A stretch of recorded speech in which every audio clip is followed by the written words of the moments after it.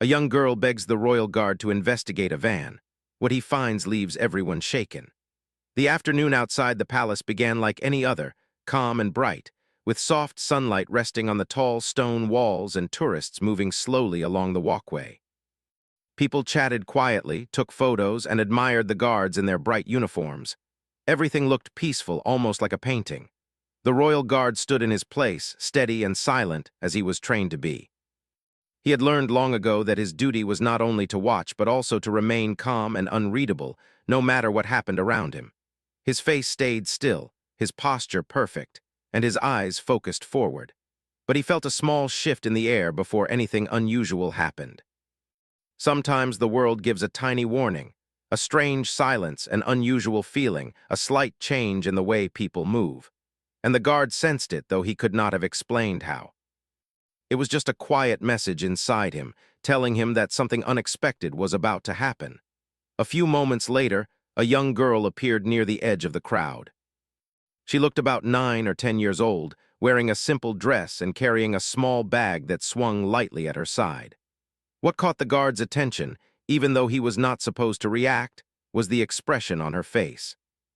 She did not look like a child enjoying a beautiful afternoon. She looked troubled, deeply troubled. Her eyes were filled with worry, and her steps were quick but uneven, as if she wanted to run but was afraid to draw too much attention. She stopped near the barrier that separated visitors from the guard's standing area. For a second, she simply stood there, gathering her courage. She placed her small hands on the metal railing and took a shaky breath. People around her barely noticed. To them, she was just a child lingering too close. But the guard, with years of training and observing without reacting, noticed every detail. He could see her chest rising quickly, her fingers trembling, her eyes scanning the area as if she were looking for someone or something important. Then she looked up at him. Her eyes met his, and though he did not move, something inside him softened. She looked desperate, the kind of desperate that makes a person forget rules and manners and everything else. After one more deep breath, she spoke. "Sir, please, I need help." Her voice was tiny, almost lost in the noise of the crowd, but he heard it clearly. Guards were not supposed to respond to people. They were not supposed to nod, answer questions, or show any sign that they heard. It was one of the strictest rules of their duty. Yet the fear in the girl's voice touched something human inside him. She tried again, a little louder this time, her voice unsteady. "Please, sir, I know you can't talk, but please listen." A tourist standing nearby glanced at her, then went back to taking photos. Another smiled kindly, thinking the girl was being playful. No one understood the urgency she felt. The guard kept his posture, but his eyes followed her carefully. She leaned closer, gripping the railing so tightly her knuckles turned pale. "There is a van," she whispered. "It is near the corner. I saw something. I think my brother is in it. I think he needs help." The guard felt a quiet jolt in his chest. The girl's words were spoken with such honesty and fear that it was impossible to ignore them. She was not confused, not pretending, not mistaken. She truly believed what she was saying, but still he could not move. His duty held him in place like invisible ropes. He could not step away from his position, could not break formation, could not speak. Years of training kept him still, even as his thoughts started to race. The girl looked around again, nervously pulling at her small bag. She tried to describe the van, pointing in the direction where she had seen it. Her words spilled out quickly, as if she feared she might lose the chance to be heard. "It's white and it's near the street where the vendors are. My brother was walking with me. We were buying snacks. I turned for a moment, and when I looked back, he wasn't there. I looked everywhere. And then I saw him near that van. He didn't look okay. I called his name, but someone closed the door." Her eyes filled with tears she tried hard not to let fall. She wiped them with the back of her hand, still trying to stay brave. She was too young to know how to hide her emotions completely, but she was strong enough to keep talking. "I told a passerby," she said softly, "but they thought I was imagining things. I told another person, but they said I should find a police officer. I tried, but I couldn't find one nearby. You were the closest person who looks like someone who can help." She paused, breathing out slowly. "Please, if something is wrong, we don't have much time." The guard felt a heaviness forming inside him. His role required stillness, but his heart did not. He wanted to reassure her, to let her know he heard her, but any movement could be considered breaking duty. Yet the girl's voice, full of trembling hope, made it impossible to remain untouched. She stepped even closer, her eyes pleading in a way that pierced through the coldest shield. "You're the only one who listened," she whispered. "You're the only one who didn't walk away." A single tear escaped her eye, rolling slowly down her cheek. She quickly brushed it off, embarrassed by her own fear. The guard's fingers twitched ever so slightly, a tiny, almost invisible movement he could not control. It was not enough for anyone else to notice, but the girl saw it. Children often notice what adults miss. She stared at his hand, then looked back up at his face. "Please, I don't know what else to do." That quiet sentence echoed in his mind. Even though he was trained not to answer, he could not ignore her. He kept his posture straight, but he let his gaze shift slightly, a small signal meant only for her. A signal that said, "I hear you." The girl's eyes widened with fragile hope. A few seconds passed, and though he still could not speak, he used the only thing he could, his eyes. He glanced toward the nearest patrol officer who was walking a short distance from the gate. Then he looked back at her, hoping she would understand that he intended to help her in the only way allowed to him. She followed his gaze, saw the patrolling officer, and nodded quickly. "Should I tell him?" she whispered. The guard did not move, but she knew the answer was yes. Gathering all her courage, she ran toward the patrol officer, her small shoes tapping quickly on the ground.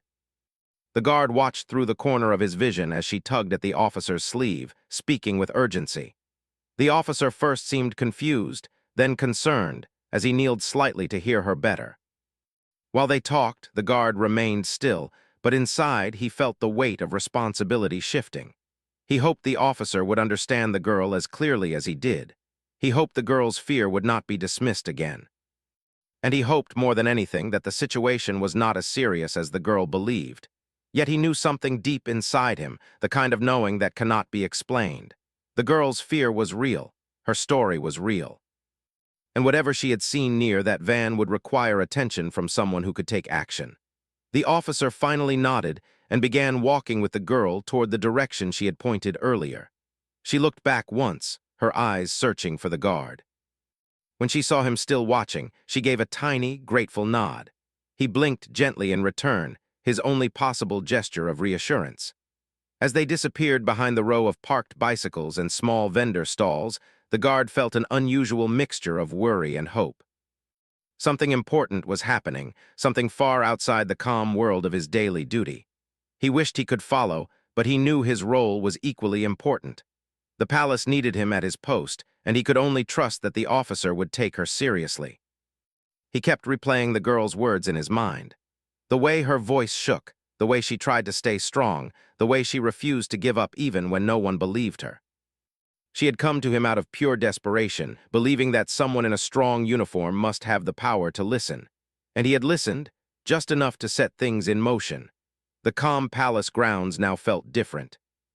The sunlight still shone, the tourists still smiled, the world still looked peaceful. But beneath the surface, something urgent was unfolding. And somewhere not far away, a young girl was holding onto her last thread of hope. The guard stood tall, silent as ever, yet more aware than he had been all day. He knew that sometimes the smallest voice carries the greatest truth. And that day, it had belonged to a brave little girl who refused to be ignored. The patrol officer walked beside the young girl with steady steps, trying to understand every detail she shared.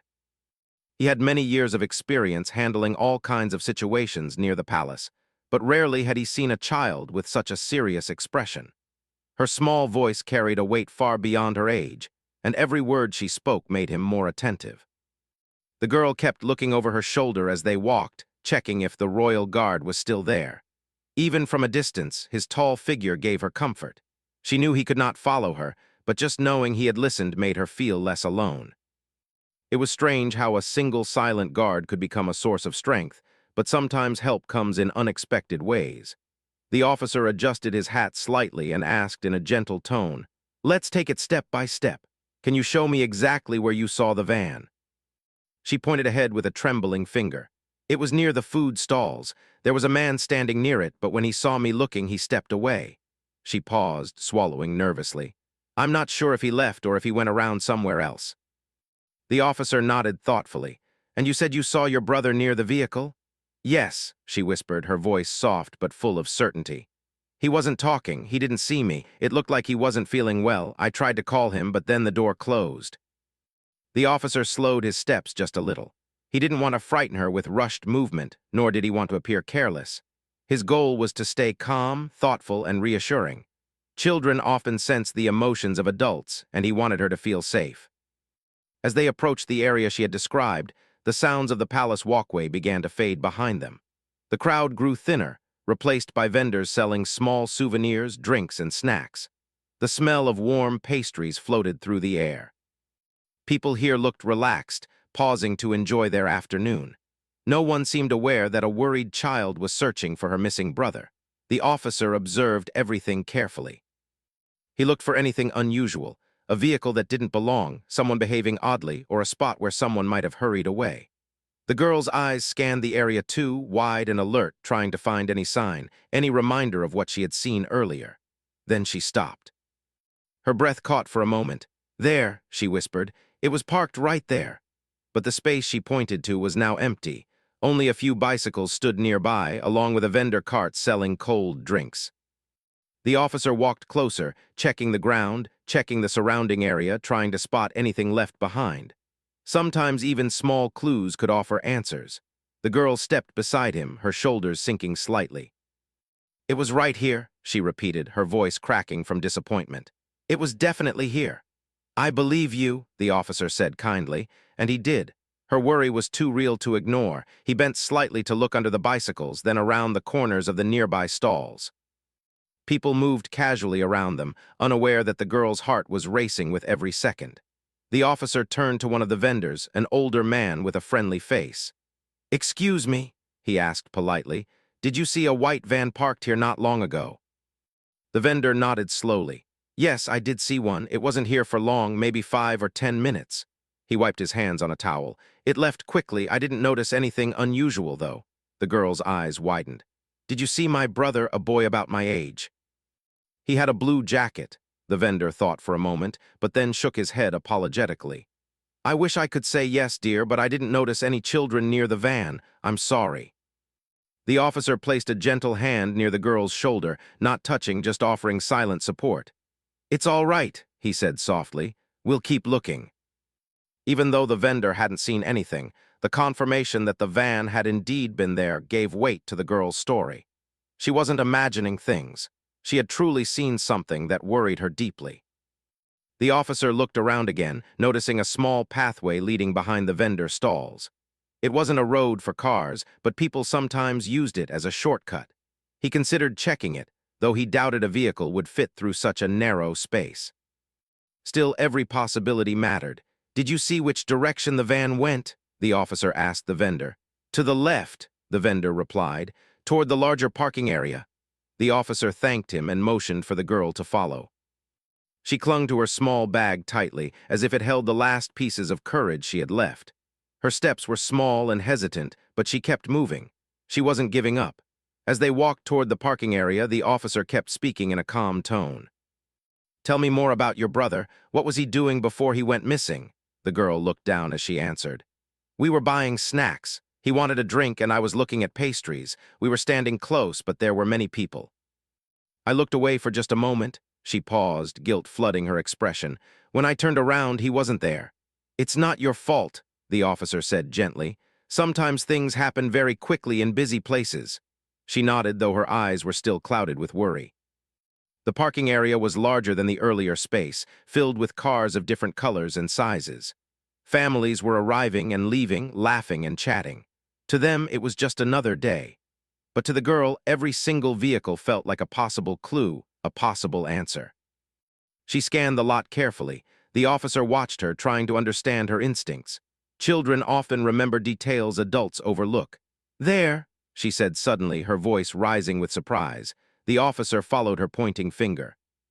It aimed toward a far corner where a white van, a different one maybe, was parked between a small car and a delivery vehicle. From a distance, it looked ordinary. No one near it, no open doors, nothing suspicious.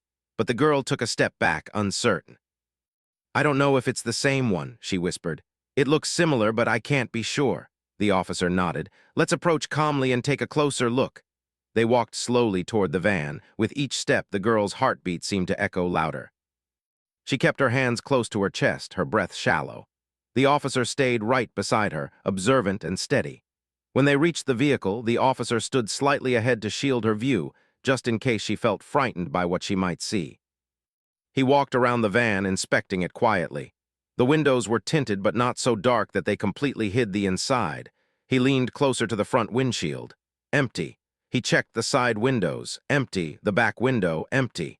"This one seems unoccupied," he said softly. "But we'll keep checking the area. Sometimes vehicles move quickly from place to place." The girl let out a shaky sigh, not relief, not frustration, something in between. Her hope and fear were constantly competing inside her. The officer crouched slightly to meet her eyes. "You did the right thing by coming to someone for help," he told her. "And we will keep searching. You're not alone in this." Her eyes softened with gratitude, and she nodded. They turned to continue searching the area. The officer stopped a few people politely, asking if anyone had seen a young boy or a white van moving through the lot recently. Most people shook their heads. A few said they noticed a white van earlier but didn't pay attention to details. Their answers were helpful but not specific enough. As they walked, the girl pointed out small things she remembered. "There was a sticker on the back window," she said. "I think it was a red circle or maybe a red shape." "That's helpful," the officer replied. "Even small details can guide us." They passed rows of cars, each one looking similar to the next. The officer kept watching her face, studying the way her eyes moved. She wasn't only searching for her brother, she was searching for hope. Suddenly, they reached a part of the parking area with fewer cars. There was a gentle breeze here, quieter than the busy walkway. Birds chirped from a tree nearby. For a moment, it felt almost peaceful, too peaceful for the tension inside the girl's heart. She paused, looking around with uncertainty. "What if we're too late?" she whispered. The officer knelt again so he could look at her level. "Listen to me," he said softly but firmly. "As long as we're searching, we are not too late. You showed great bravery by speaking up. That bravery helps us move faster. That bravery matters." Her eyes shimmered with emotion, but she nodded bravely. They walked further, reaching a spot where the path widened. And there, lying near a small bench, the officer spotted something, a small object with bright blue fabric. He walked closer and picked it up. It was a child's jacket, a blue one. The girl gasped, her hands flying to her mouth. That looks like my brother's." The officer examined it carefully. It was clean, undamaged, no sign of distress, just lying on the ground as if someone had dropped it while passing through. He held it gently, knowing how much it meant. "This is a very important clue," he told her warmly. "It means we're on the right path. We're getting closer to understanding what happened." Her eyes widened with a mixture of relief and renewed determination. Someone nearby must have seen something, and now the officer knew exactly what they needed to do next.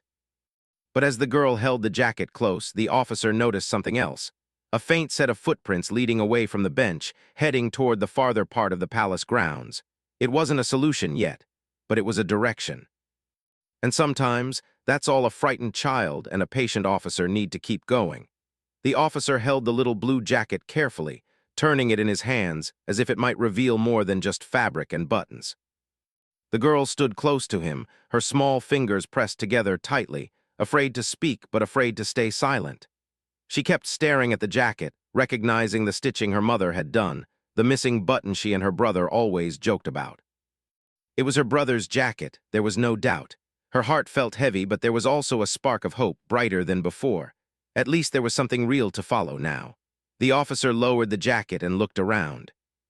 The footprints he noticed earlier were faint, barely visible against the ground, but they traced a small path toward a quieter part of the palace grounds.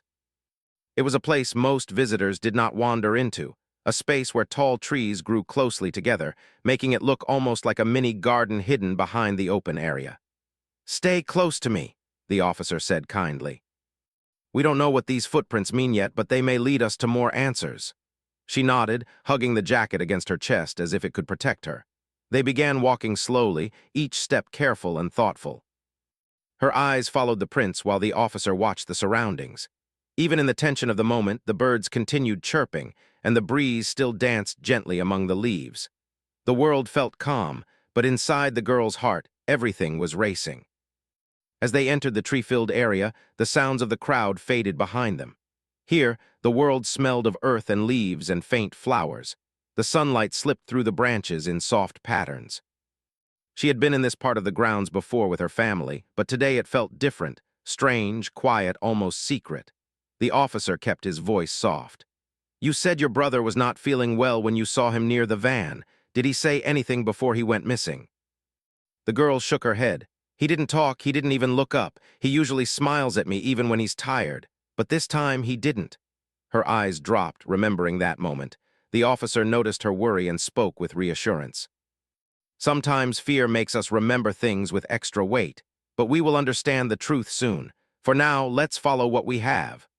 The footprints continued a little further and then separated into two different directions. One set turned toward the open grass, and the other set curved behind a small maintenance building used by palace staff. The girl paused, unsure of which direction mattered most.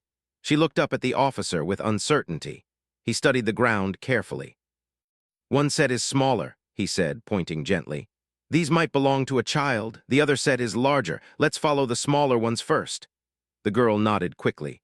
Something inside her tugged toward that path anyway, as if her heart knew something her eyes did not. They followed the smaller footprint trail until it reached a small bench hidden under the shade of a large tree. The officer glanced around, observing the scene. Nothing looked disturbed or out of place. But he stayed alert, knowing clues can hide in plain sight. The girl walked around the bench slowly. Nothing seemed familiar. She lifted a piece of paper lying on the ground, but it was only an old flyer advertising a local event. She set it back down, sighing softly. "Nothing here," she whispered. "Sometimes footprints are just footprints," the officer reminded her gently, "but they still help us understand where people walked. Now we know someone passed through here." He turned back to the other set of footprints and motioned for her to follow. They retraced their steps and headed toward the maintenance building. The building was small, with a simple wooden door and a window on each side. The officer had been near it many times during his work, but he had never expected it to become part of an important search. As they approached, the girl slowed down. Something about the building made her nervous, though she couldn't explain why. Maybe it was the quietness around it or the way the pathway was slightly hidden by bushes. It felt like a place where answers might be waiting. "It's all right," the officer said, noticing her hesitation. "We're just looking, no harm in looking." He approached the building and knocked softly. The sound echoed through the small space. No reply. He knocked again just to be sure. Silence. The girl stood a few steps behind him, watching with wide eyes. "Sometimes staff leave the building unlocked during busy hours," the officer said. "Let me check." He gently tried the handle. The door opened easily. The girl held her breath. The officer stepped inside with calmness, checking each corner. It was a simple storage room for tools, paint cans, cleaning supplies, and equipment used around the palace grounds. Everything looked normal, but something did not feel normal. The girl slowly stepped inside behind him, her eyes scanning the shelves, the floor, the buckets. She didn't know what she expected to find, but she hoped for anything that could help. Her gaze landed on a small object near the corner, a bottle of water. Nothing strange, but it wasn't dusty like the other items. It looked like someone had placed it there recently. The officer noticed her staring and walked over. He picked up the bottle. It wasn't cold, but it wasn't warm either. Someone had used it not too long ago. But who? "Do you think my brother was here?" the girl whispered. The officer wasn't sure, but he chose his words carefully. "We can't say for certain, but someone was here recently. Let's keep this in mind." They left the building and closed the door softly. The officer took a slow look around the area. There were no more footprints here, but something else caught his eye, a small piece of cloth caught in the edge of a bush. It was light-colored, soft, and looked like it might have come from a child's shirt or sleeve. The girl recognized it instantly. "That looks like my brother's shirt," she said, her voice trembling with hope and worry. The officer examined the piece of cloth gently. It was clean, undamaged, and looked as though it had been pulled accidentally as someone passed by the bush. That meant they were close, very close. The girl stepped forward, touching the bush herself, imagining her brother walking by it, imagining him being scared or confused. She closed her eyes for a moment, gathering strength. "Which way should we go now?" she asked quietly. The officer turned slowly, studying the surroundings. Ahead of them was another walkway, usually used by the palace staff. Few tourists knew about it. It led toward a row of small utility buildings and eventually circled back to the main palace grounds. "We'll follow this path," the officer said. "People often move along walkways without thinking much about it. If your brother walked here or was guided here, we might find more clues." They began walking down the narrow path. Birds hopped along the ground, fluttering away when they approached. The girl noticed everything: the sound of wind, the crunch of leaves, the distant laughter from the tourists, the faint smell of fresh flowers. She had never been more aware of the world around her. As they walked, the officer kept asking gentle questions. "Does your brother have any places he likes, any areas he might walk toward if he was scared or unsure?" She thought hard. "He likes quiet places," she said. "He doesn't like too much noise. When we go to parks, he always looks for the empty benches or the little corners where fewer people sit." The officer nodded. "Then this path makes sense. It's quieter than the main area." They continued walking until they reached a point where the path widened slightly, forming a small open circle surrounded by trees. In the center stood a wooden bench. It looked like a peaceful resting spot, but today it felt like a place filled with possibilities. The girl pointed at the bench. "He might have sat there," she whispered. "Let's check," the officer said. They approached the bench, and the officer bent down to look under it. Nothing. No objects, no bags, no clothing. But something else stood out, a faint mark on the dirt near the bench. It was round, shaped like the bottom of a bottle or cup. Someone had set something down there recently.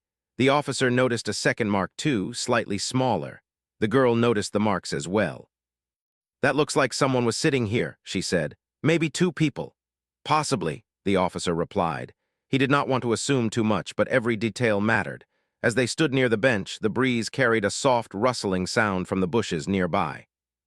The officer turned toward the sound, alert but calm. It could be anything: a bird, a squirrel, the wind. But they had to check. He stepped closer while the girl remained near the bench. He gently parted the branches and found nothing alarming. Just a small patch of flattened grass that seemed recently pressed down, as if someone had stepped on it or sat there. No signs of distress or trouble, just the quiet hint that someone had been here earlier. He turned back to the girl. "This means someone passed through. It could be your brother or someone who was with him. These little signs are helping us understand the direction." The girl nodded, hope returning to her eyes. The officer took out his radio and spoke calmly to request additional help, not in an alarming way, but in a practical way. He wanted more eyes checking the area while he continued guiding the girl. He explained the situation clearly, asking other officers nearby to check the surroundings without causing disturbance to visitors. The girl listened quietly, feeling grateful that more people were helping now. She felt less alone, less helpless. After the radio call, they continued walking along the path until they reached a small open gate used by staff. Beyond the gate was another area with benches, a few garden tools, and a tall hedge that separated this section from the main palace walkway. The girl walked toward the hedge slowly. Through a small gap, she could see the silhouettes of people on the other side, tourists passing by, pointing at the tall palace towers, taking photos. It felt strange to her that everyday life was happening so close while she was searching for something so important. "I wonder if my brother came through here," she said softly. "It's possible," the officer answered. "Let's check for anything out of place." They walked along the hedge until the officer spotted something new, a dropped keychain lying near the base of the bush. It was shaped like a little star. The girl gasped. "That's my brother S," she said. "He won it at a fair last year. He always carries it." The officer picked it up with care and handed it to her. "This is a very helpful sign," he said. "You're doing incredibly well. Your attention and memory are guiding us." She closed her fingers around the keychain, feeling a warm surge of hope. The clues were getting clearer. Her brother must have passed through here not long ago, but where did he go next? The officer pointed toward the larger path ahead. "Let's follow this direction. It leads closer to where the royal guard can see. Maybe your brother tried to return." The girl's heart lifted at the thought. Maybe her brother had been trying to find her. Maybe he had walked in circles, confused or tired. Maybe he was still nearby. With renewed determination, she walked beside the officer as they followed the path that curved gently back toward the palace's populated area. Step by step, clue by clue, the truth was coming into focus. And they both knew something important. They were getting closer. Very close, closer than ever before. The path ahead curved softly toward the main palace walkway, but neither the officer nor the girl rushed. Every step mattered, and every detail around them could offer a clue. The girl held her brother's keychain tightly, her small fingers wrapped around the familiar star-shaped charm. She kept glancing at it as if it could somehow speak to her or guide her. It gave her courage, and for the first time since everything began, she felt like she was no longer wandering in fear but moving with direction. The officer walked beside her with calm steps, scanning the surroundings. He wasn't only looking for the boy, he was also trying to understand the unseen story unfolding around them. Clues rarely appear by chance. They appear because someone was moving with intention, and he wanted to know why the boy had walked this path and what he might have been looking for. As they moved forward, the sounds of the crowd began to return gently: laughter, camera clicks, footsteps from tourists exploring the palace grounds. But now those sounds did not distract the girl. They made her more determined. Somewhere in all this noise, somewhere near these walls and gardens, her brother had been only moments ago. When they reached the end of the quieter path, they stepped out onto a wider area where people moved in small groups. The sunlight here was brighter, reflecting off the stone walkway and the tall railings. The girl shaded her eyes with her hand and looked around carefully, hoping for a familiar face. "Do you see anything?" the officer asked gently. She shook her head slowly. "Not yet. But he was here recently. I can feel it." Sometimes feelings come before facts, and the officer respected that. Children often sense things adults overlook. He continued observing the area, taking note of corners where someone might rest, places where a child might pause, or open spots where a jacket or keychain could be dropped without notice. A few meters away, near a decorative fountain, a small family sat on a bench. A little boy about the same age as the girl's brother held a balloon shaped like a lion. The girl's heart skipped a beat at the sight of another child, but she quickly realized it wasn't him. She looked away, trying not to lose hope. The officer suggested they check near the fountain. It was a place where many people stopped to rest and enjoyed the cool mist drifting through the air. As they approached, the girl scanned the ground carefully, her eyes searching for anything familiar. A toy, a wrapper, a note, anything that might belong to her brother. The fountain's water glittered in the sunlight, creating a peaceful sound that almost masked the tension she felt. She stepped close to the stone edge and looked around. Nothing. Just a few coins scattered at the bottom, wishes from visitors. The officer approached a palace guide standing nearby. "Have you seen a young boy with a blue shirt today?" he asked politely. "About 10 years old." The guide thought for a moment. "I've seen many children today," he admitted. "But I do remember a boy walking alone earlier. I don't recall the shirt color, but he seemed tired. He sat by that bench for a while before walking toward the garden path." The girl's eyes widened. "Which garden path?" The guide pointed toward a walkway lined with flowers closer to the royal gardens. "That one. But I can't say for sure if he's the one you are looking for." The girl didn't need certainty. Even a possibility was enough. She looked at the officer for approval. He nodded, signaling her to lead the way. She hurried forward with hopeful steps, her hair bouncing behind her as she moved. The garden path was beautiful, bordered by colorful flowers, soft pinks, bright yellows, deep reds. The air here felt different, almost storytelling in its fragrance. Birds flew between the branches, and butterflies rested gently on leaves. It was a peaceful place, a place where a child might wander to find quiet. The officer stayed close as she walked deeper into the garden path. Her eyes kept scanning the bushes, the benches, the soft grass, and the corners where someone might sit to rest.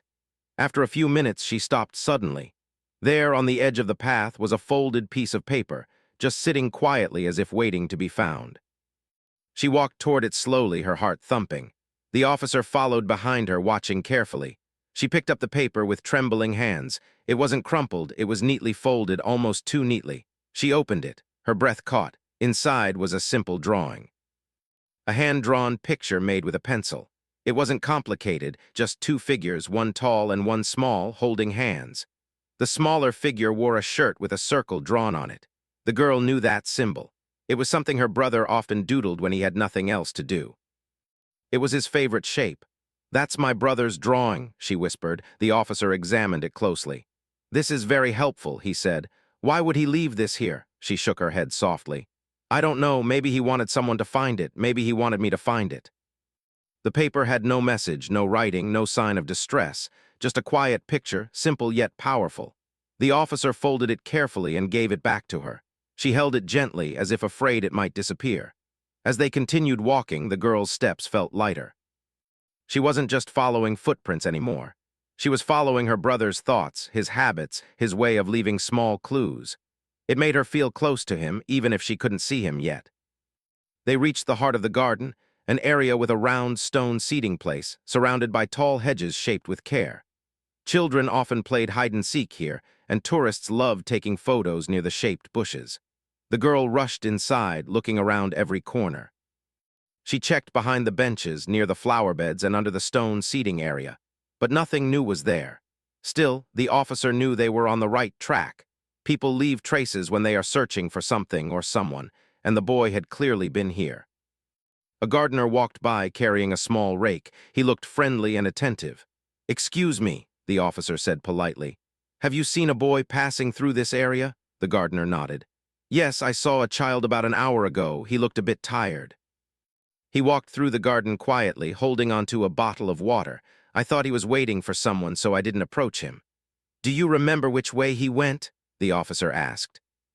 The gardener pointed toward a path that led to a small rest area with vending machines and benches. "He went that way." The girl almost felt her heart leap.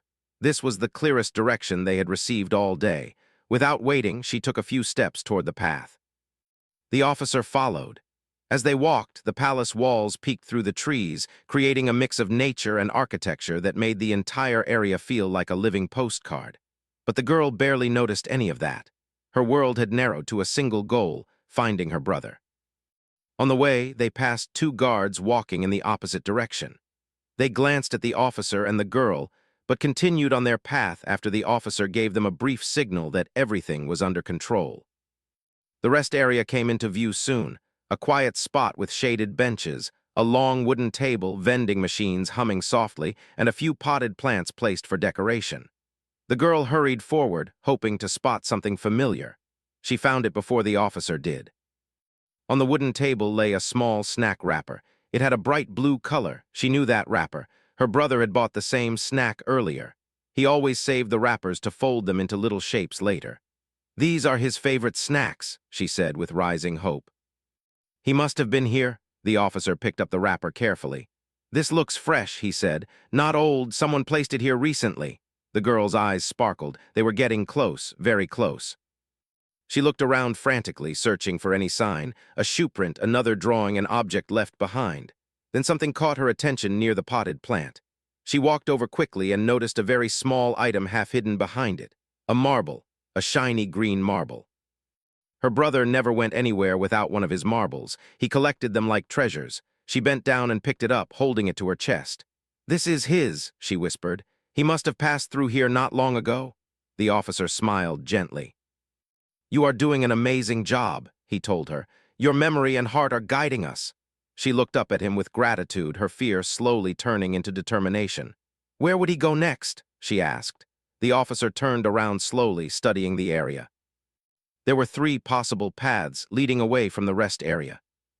One returned to the main palace walkway, another led to the side gates used by palace staff, and the third led toward a quieter corner of the palace grounds, an area with a large open lawn and tall hedges shaped into gentle curves. The girl's gaze followed the third path. She didn't know why, but something about that quiet lawn called to her, as if her brother had walked that way, as if he was waiting somewhere peaceful. The officer noticed the way her eyes lingered on that path. "Do you feel something?" he asked calmly. She nodded softly. "I don't know why, but I feel like he went that way." Sometimes feelings are the strongest clues of all. "Then let's go," the officer said with confidence. They began walking toward the quiet lawn. The sunlight widened in front of them, and the trees gently stepped aside as if opening the way. The breeze brushed softly against their faces, as if whispering encouragement. The girl held the marble in one hand and the drawing in the other. Everything was pointing in one direction, and deep inside she felt it. They were almost there, almost at the moment where the truth would finally reveal itself. Almost at the moment that would change everything.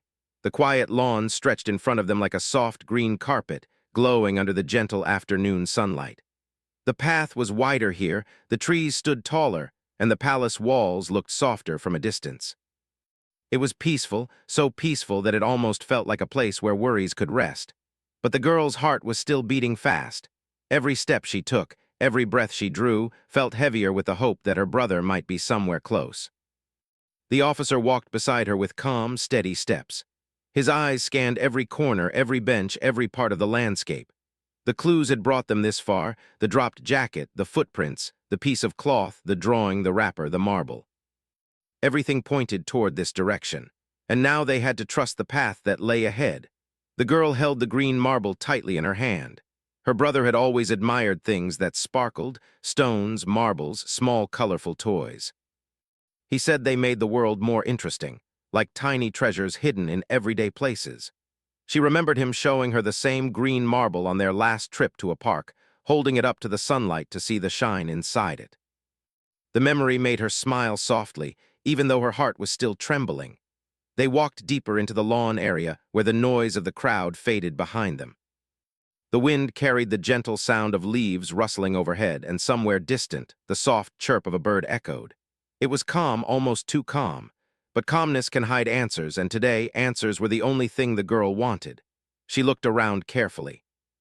"I feel like he was here," she whispered, mostly to herself. The officer nodded gently.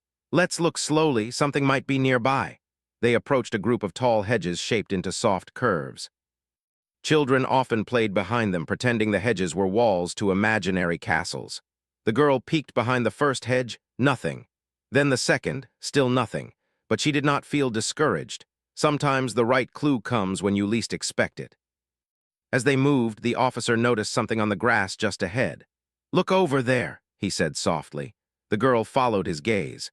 There was a small object resting near the base of a tree, a little wooden toy shaped like a miniature boat. Her brother had carved a few toy boats out of small wood pieces with the help of their grandfather. He always carried one in his pocket, especially when he wasn't feeling very brave. She hurried toward it, her breath catching.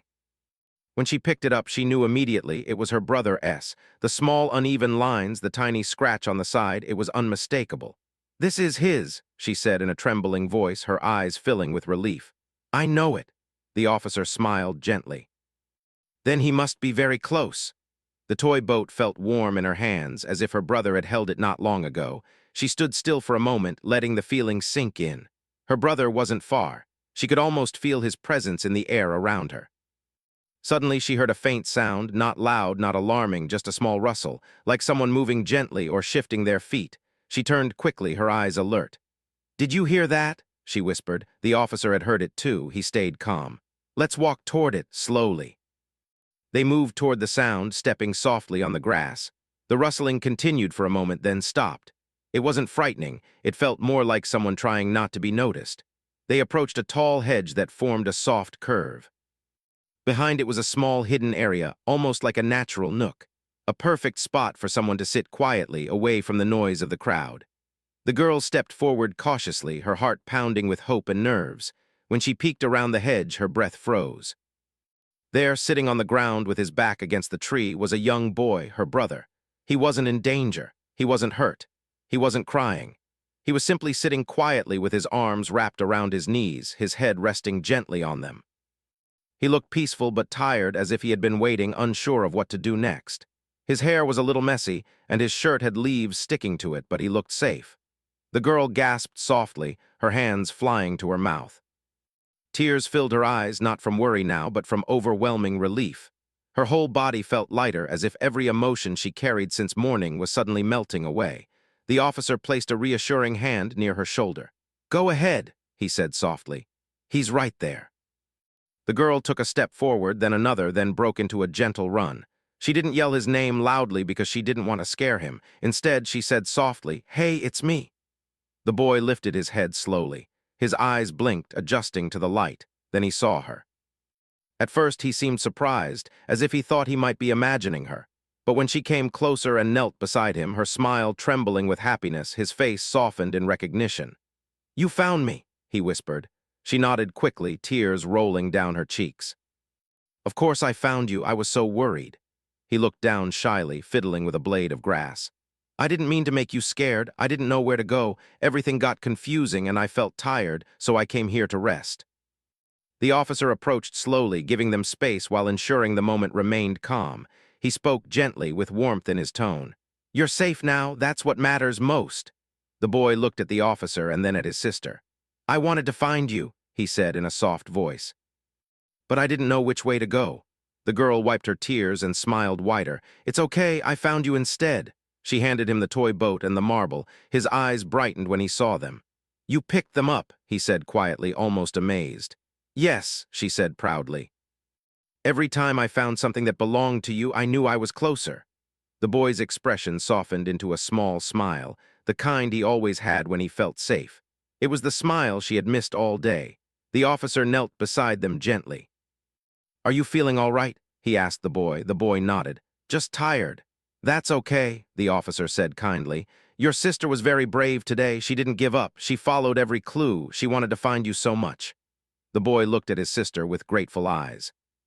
He knew she had always been the one who looked out for him, even in small ways, even when no one else noticed. The girl whispered, I thought you were in trouble. I thought something happened. He shook his head softly. No, I just got scared because I couldn't see you. People were all around me and I didn't know which direction you went, so I walked. And then I got more confused.